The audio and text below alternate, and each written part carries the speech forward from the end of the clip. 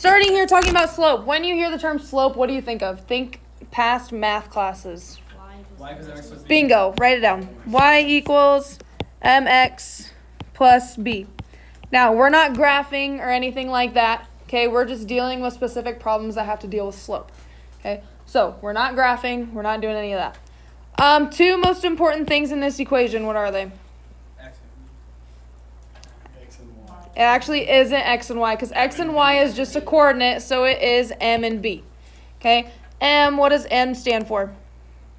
I don't know. Slope. Slope. M stands for the slope. Slope is also considered rise over run. Okay, or think y over x. What does the b stand for?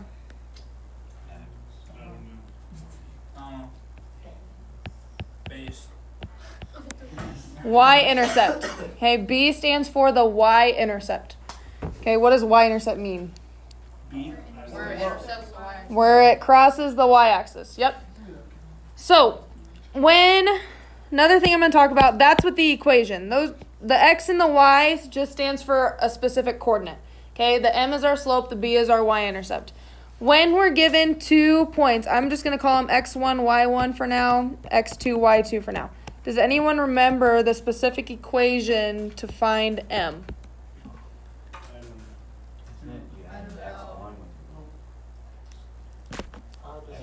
You're on the right track. It's y2 minus y1 over x2 minus x1. Write it down. You're going to want it. Okay?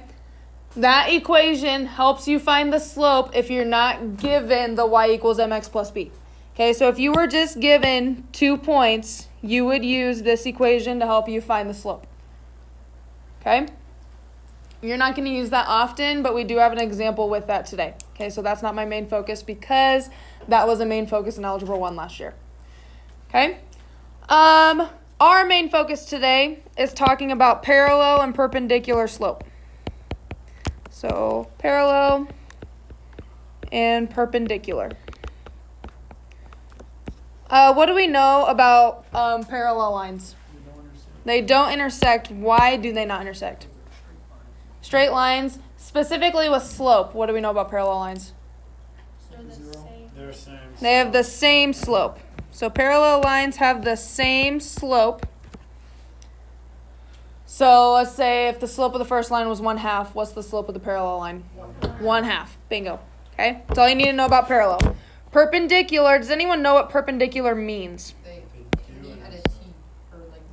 90 degrees. Yep. If you see this symbol in your book, that symbol stands for perpendicular. Okay? There are 2 lines that meet at a 90-degree angle.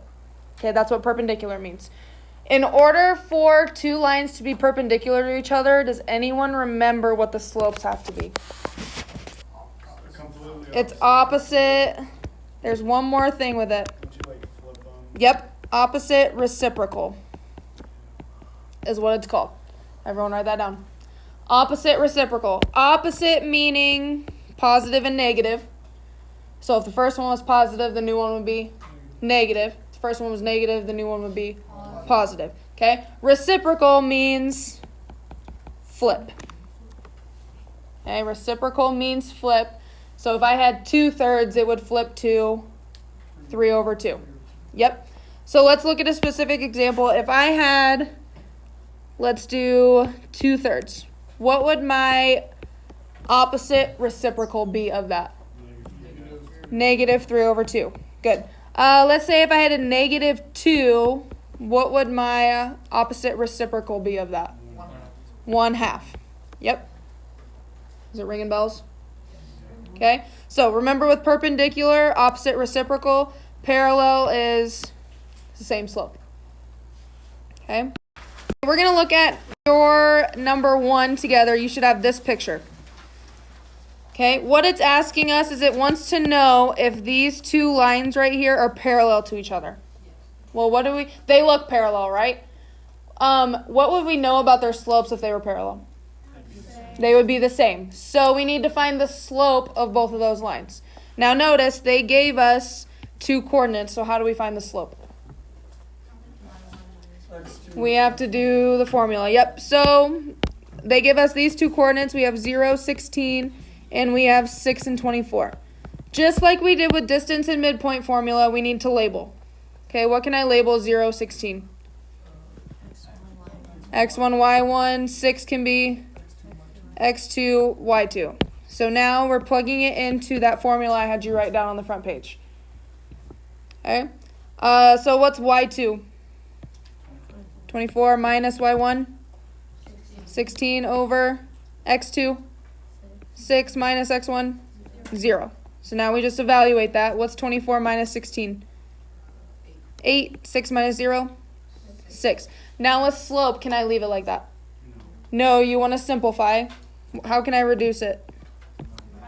Divide by 2 to give me 4/3. So that is my slope of the first line. Before we do the next one, if they're parallel, what would the slope of the next one have to be?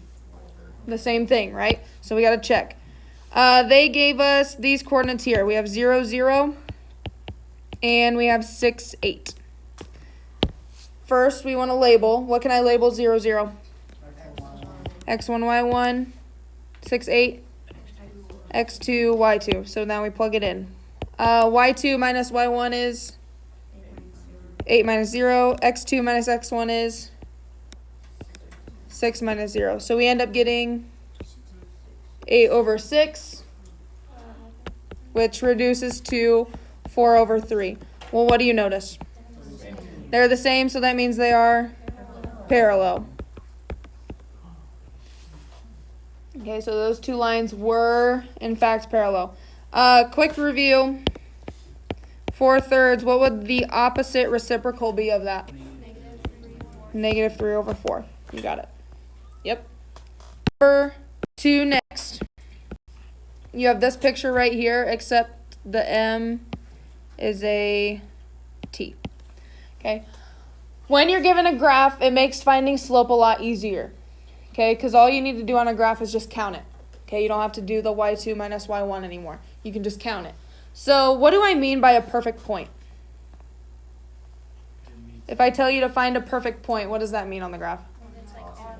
It's like on a specific point. Like that right there is a perfect point. Do you agree? Okay. Is this a perfect point? No. So we're looking at perfect points on the line. So it's comparing T and Q. So I'm going to look at T first. I want to find 2 perfect points on T. Okay, do you agree that this is a perfect point? Yes, I need to find one more. And then there's my other one. So from here, for T, my slope, I need to count rise first. How many do I go up? 1. And then how many do I go over? 3. So my slope for T is 1/3. Okay. If Q is parallel to T, what would the slope be? It would be 1/3. Okay, let's check if it is. Find 2 perfect points on Q. I see one here and one there. Count it. How many do I go up? Up 2 over, it is 5. So what does that tell me? Are they parallel? No. So those two are not parallel. I want you to try the same way for K and N on the same graph. So looking at K and N, just by looking at it, can we assume they're parallel? No, you got to double check. Okay, so on K, I have a point here and a point here. What did you guys get for the slope of K? 5 over 4. What am I missing with that? Is it a positive or a negative slope? It's a negative slope. Yep, it's going down. Okay. And I see a perfect point here and here. What's the slope of that? 4 over 3. What am I missing? Negative.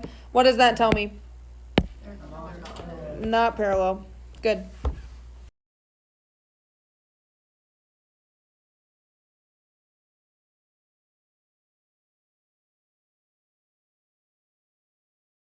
All right, so on A, we're comparing H and L, seeing if they're perpendicular this time.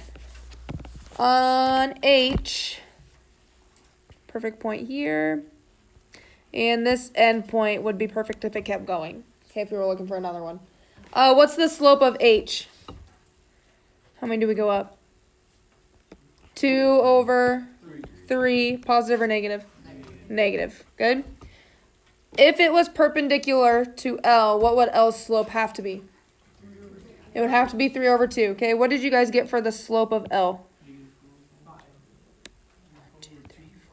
I see up 5 over 2. Is it positive or negative? It is positive. 5 over 2. So are those two lines perpendicular? No. Okay. B, we were comparing K and T. Bless you. Okay, so on K, point here and a point here. What was the slope of K? It is 2/3. Does everyone agree? Okay. T. Okay. Yep, it's this one. T. So perfect point here and here. What's the slope of that? You guys said it earlier. What's the slope? Negative 4 over 1. Yep. So if it was perpendicular to K, what would it have to be? Negative 3 over 2. Are these two perpendicular? No. Okay. Terrible examples, but they're both not perpendicular. Okay. Look at example 4. I'm going to do B with you because I know you don't like fractions. Okay. So looking at B, it wants us to write the equations of lines that are parallel and perpendicular. So we're going to write two equations. Okay. And then passing through point T. So this point that they give us, the lines that we come up with go through that point. Okay. So in order to know if lines are parallel or perpendicular, what do we look at? The slope, right? What's the slope of this line right here? M equals 3/4. Okay. Once you get the original slope, we don't care about this line anymore. Okay. So if you want to cross it out, you can cross it out so you don't keep looking at it. Okay. But once we get this original slope, we don't care about what that line says anymore. Okay. What would my parallel slope be for this line? What's the parallel slope? 3/4, right? We said parallel has the same slope, so we're going to keep the same slope. Okay? So now we need to write an equation. What's the equation of slopes? Y equals mx plus b. Yep, we're going to use this equation. When we get to this point, we're going to plug in what we know. Okay, that's where this point comes into play. Do we know a y value? What is it? -2. Our slope we said was 3 over 4. What's our x value? 12. And then we don't know what b is. That's what we're looking for. Okay. How many times does 4 go into 12? 3. 3 times 3 is 9. So we have -2 equals 9 plus b. What do I do next to get b by itself? How? Subtract 9 on both sides. So I have -11 equals b. At the beginning, what did I say were the two most important things of the equation? Slope and b.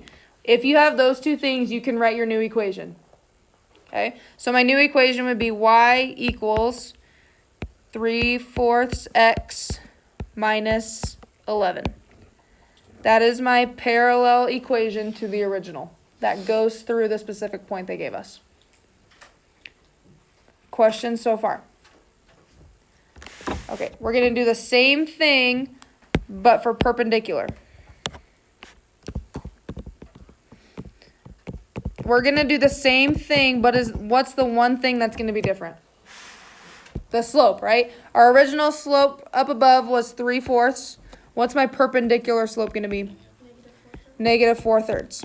Okay, so we're going to do the same process that we did for parallel, just using a different slope. So again, we're using our equation y equals mx plus b. What is my y value? And we're still using that same point they went through. Yep, we're still using the same point. Negative 2 equals, our slope we said was negative 4/3. X, 12, and then we have plus b. How many times is 3 going to 12? 4 times negative 4? Negative 16. And then what's my last step to get b by itself? We want to add 16 to both sides. So we have 14 equals b. What did I say were the two most important things? Slope and b. If you have both of those, you can write the equation. What's my new equation? 4/3. Yep. Yep, good. Yep, so if you have your m and your b, that's all you need to write a new equation. Okay? So again, from that original equation, all I care about getting from that is the slope. Do I want anything else from that equation? No. So if you want, you can get rid of it. Okay? For parallel, what would my slope be? The same, right? Negative 3. So then we can find our new equation. Plug in what you know. What's y? 1. M we said was negative 3. What's x? 3 plus b. 3 times negative 3? Negative 9. Last step. Add 9. So we have 10 equals b. Two most important things are what? Slope and b. What is my new equation?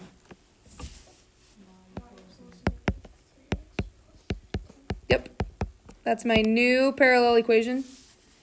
Now I need to do the same thing for perpendicular. Okay? If the original slope is negative 3, what's my perpendicular slope? Positive 1/3. Good. So again, we're doing the same process that we did for parallel, just with a different slope. What's my y value? 1. M is 1/3. X is 3. Plus b. What's 1/3 times 3? It is 1. Plus b. What do I do next? Yep, subtract 1. So I have 0 equals b. Two most important things. Slope and b. So my new equation is y equals 1/3 x. Do I need the plus 0? No. You can just leave it as this. If you put plus 0, that's fine. It's the same thing. Okay?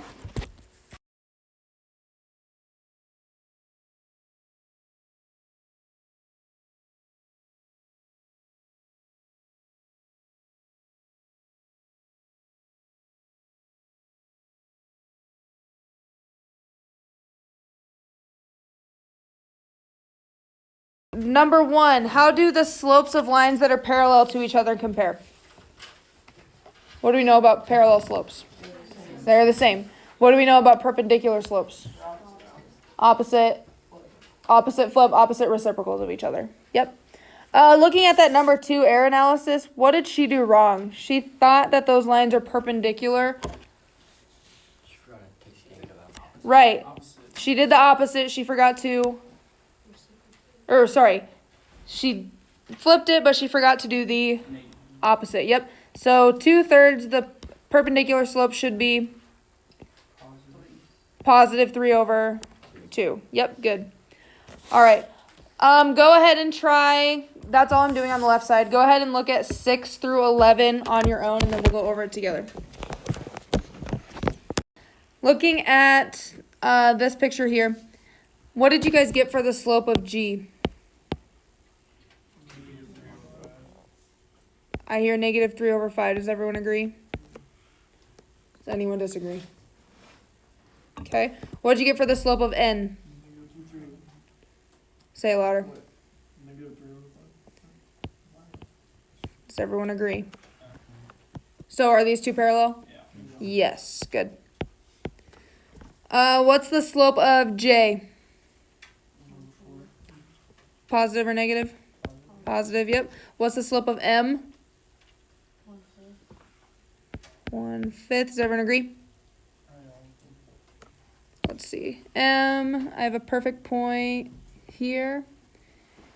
And looks like this would be a perfect point here. So I have 1/5. Is that parallel? 1/4 and 1/5, are those the same? No, so those are not parallel. Good. N we already said was -3/5. What about K? What's the slope of K? 3/2. Are those perpendicular? Yeah. No. If they were perpendicular, what would this one have to be? It would have to be 5/3. Yep. J we already said was 1/4. What is the slope of H?